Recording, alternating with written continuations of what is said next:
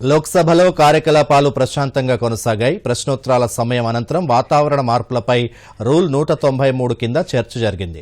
ఈ చర్చలో వివిధ పార్టీల సభ్యులు పాల్గొని పర్యావరణ పరిరక్షణ కోసం చేపట్టాల్సిన చర్యలపై సూచనలు చేశారు. వివరాలు. లోక్సభ ప్రారంభం కాగానే స్పీకర్ ఓం బిర్లా ప్రశ్నోత్తరాల కార్యక్రమాన్ని చేపట్టారు. దేశంలో వ్యాక్సినేషన్ కొనసాగుతున్న నేపథ్యంలో కోవాక్సిన్, కోవిషీల్డ్ టీకాల పంపిణీ, కోవిడ్ వైరస్ నియంత్రణలో వాటి ప్రభావంపై సభ్యులు అడిగిన ప్రశ్నలకు ఆరోగ్య శాఖ మంత్రి మన్సుఖ్ మాండవీయ సమాధానమిచ్చారు. బీజేపీ సభ్యుడు రమేష్ బిందూరి, ఆర్ఎస్పీ సభ్యుడు ప్రేమ్చంద్రన్, తృణమూల్ కాంగ్రెస్ సభ్యుడు సౌగతారాయ్, ఇండిపెండెంట్ సభ్యురాలు నవనీత్ కౌర్ తదితరులు ఓమిక్రాన్ వేరియంట్ విస్తరణపై ప్రశ్నలు అడిగారు.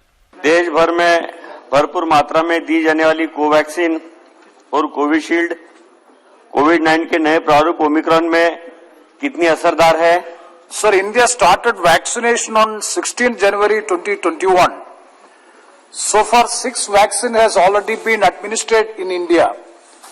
And the statement of the Honorable Minister, which goes to shows that 51% of the total population in India, that is the specialized category, has already been administered by this vaccination. సభ్యుల ప్రశ్నలకు ఆరోగ్య శాఖ మంత్రి మన్సుఖ్ మాండవీయ సమాధానమిస్తూ దేశంలో Covid కేసులు అక్కడక్కడా నమోదవుతున్నాయని చెప్పారు. టీకాల పంపిణీ కార్యక్రమం విస్తృతంగా జరుగుతోందన్నారు.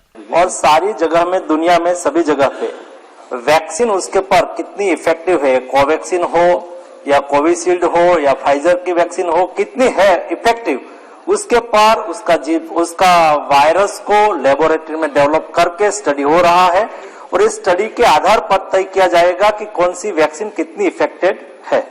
ఆన్లైన్లో కేసుల పరిష్కారం విషయంలో సభ్యులు అడిగిన ప్రశ్నలకు న్యాయశాఖ మంత్రి కిరణ్ రిజిజు సమాధానమిచ్చారు. कोविड के समय में हमारे जितने भी कोर्ट है, सुप्रीम कोर्ट से लेकर के नीचे के जो कोर्ट है, पूरी तरह से सुनवाई, वीडियो कॉन्फ्रेंसिंग, ऑनलाइन जो भी टेक्नोलॉजी का माध्यम से उन्होंने प्रयास किया है वो सराहनीय है.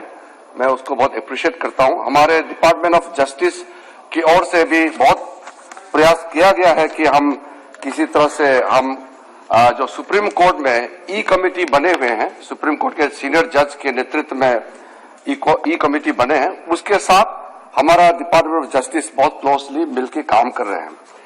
और जो वर्चुअल हियरिंग या जो वीडियो कॉन्फ्रेंसिंग का जो जिक्र किया है और उन्होंने फिगर भी बताया, इसके अलावा हम 21 हाई कोर्ट्स में वीडियो कॉन्फ्रेंसिंग का रूल्स को इम्प्लीमेंट कर चुके हैं सर.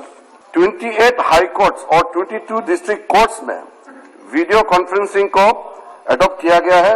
आत्मनिर्भर ऐप चैलेंज के रूप में हमारे भारत के अपने ही लोकल लेवल से जो डेवलप किया गया है उसका और भारत वीसी और ये सारे चीज को शॉर्ट लिस्ट करके रखा है और उसको ट्रायल कर रहे हैं ताकि हम एक यूनिफॉर्म वीडियो कॉन्फ्रेंसिंग देश भर के कोर्ट में लागू कर सके ताकि सुविधा सबको बराबर हो. ప్రశ్నోత్తరాల కార్యక్రమం అనంతరం రూల్ 193 కింద వాతావరణ మార్పులపై చర్చ జరిగింది.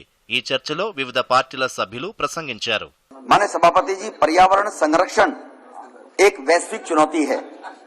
हमारे लिए गर्व का भी विषय है कि अंतर्राष्ट्रीय स्तर पर हमारे माननीय प्रधानमंत्री मोदी जी को क्लाइमेट चेंज के विषय में नेतृत्व करने के लिए भूरी भूरी उनकी प्रशंसा की गई और सराहा गया. पर्यावरण की समस्या इन दिनों चिंता का विषय है.